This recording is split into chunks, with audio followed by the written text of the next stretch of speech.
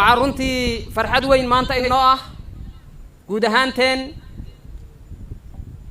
إن أنا حفلة دان أتك وقروح ده بدن أو قيمها بدن عن هل كانوا قصوا قيب قلنا مسؤولين تكل دوان يا شعبك الصوماليات أتك وقيمها بدن هل كان فردي قروح ده بدن أي نقلا سوا قيب قلان ووحرنتي فرحد نوعه دير رجالي نوعه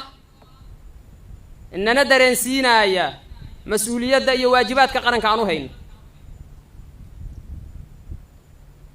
وعن ربا إن أنا مهد عليو دولة تركيا أورنتي عن هل كان كده رمي كرنو ميرها يبيريان وعن ربا سجارة إن أنا مهد عليو إذا ما ده حوجة دلك تركيا أو جوهر يتليه هذا حوجة سراكيش كله هل كان كلية دان تركيا سامكو سجن runtii halkan ka soo saaray saraakiil xigeyn alifley iyo dabley aad u qiimo badan qaybna ka qaada doona gudashada waajibaadka ciidanka xoogga dalka Soomaaliyeed iyo mas'uuliyadda ay u qaadeen qaranka Soomaaliyeed waxa kale rabaa sidoo kale aydan inaan mahad celiyo dugsiga saraakiisha dugsiga tababarka ee Isbaarta ee ayagana runtii muddo 3 bilood ah ururka afraad ee maanta hortiina taagan ee aadka u quruxda badan ayagana sidoo kale tababar wax weyn ka bedeli doona tayada iyo tababarka iyo aqoonta ciidanka xoogga dalka Soomaaliya halka ku soo siiyay sidoo kale waxaan rabaa ayadana inaan mahad celiyo madaxda qaranka oo runtii ayagana noo suurta geliyay fursadahan in ciidanka xoogga dalka Soomaaliyeed oo muxuu ahaa dib u soo dhismo qaato tababar aad iyo aad muhiim u ah qayb ka qaadanaya dib u dhiska dalka qayb ka qaadanaya amniga iyo xasilloonida dalka qayb ka qaadanaya xaqiijinta ilaalinta iyo badqabka xuduudaha dalkan oo leeyahay bad cir iyo dhul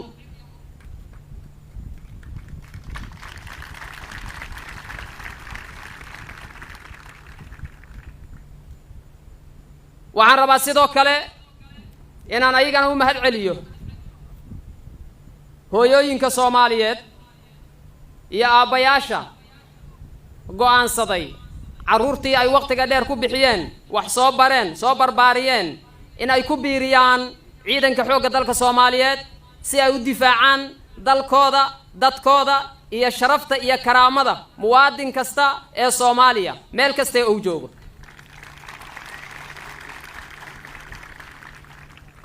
runtii waa wax qiimo weyn ku dhisan ma jiraan qofku wax ka qaalisan dhiigiisa ee uu bixi lahaa waxaan rabaa inaan idin xaqeejiyo ciidamada aadka u qiimaha badan ee quruxda badan ee maanta hortiina taagan waxay go'aansadeen inay dalkooda iyo dadkooda u bixiyaan dhididkooda iyo dhiigooda ilaaliyaanna badqabka iyo xurnimada dalkan sidoo kale inay xaqeejiyaan qof kasta ee muwaadin ah ee Soomaaliya gurigiisa inuu nabad ku jiifto nabad ku ganacsado nabadna uga soo tooso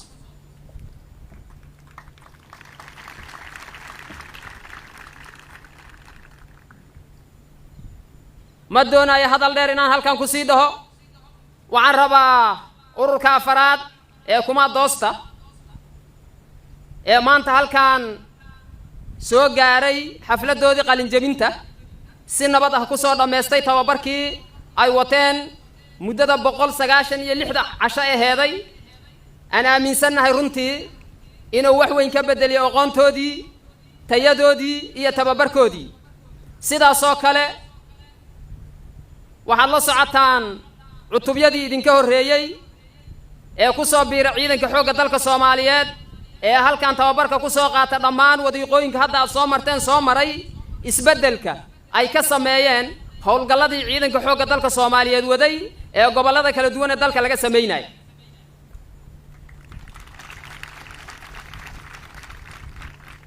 waxaan aaminsanahay runtii inaad fuli doontaan midaas mid la mid ah inaad ka sii wadi doontaan halka ay geeyeen iyo meelaha u dhiman maanta aan halkan taagannahay cutubyadii idinka horreeyay runtii howlo badan oo muhiima ayay waxay ka wadaan qaybo kala duwan oo gobollada dalka idanka ilaahay adunkuna waqtiyada soo socda amba saacadaha soo socda waad ku biiri doontaan waxaan idin rijaynaa guul waxaan idin rijaynaa caafimaad waxaan idin rijaynaa badqab waxaan aad iyo aad ugu faraxsanahay inaad maanta halkan soo gaarteen adinkoo caafimaad qabtiin guud ahaantiin soo qaadateen tababar noloshiina wax ka bedeli doona nolosha ummadda Soomaaliyeedna wax ka bedeli doona soo qaadateen tababar aad ku xaqeeji doontaan guud ahaan badqabka iyo amniga dalkan aad ku xaqeeji doontaan qof walba ee Soomaaliya inuu gurigiisa nabad ku jiifto idanka ilaahay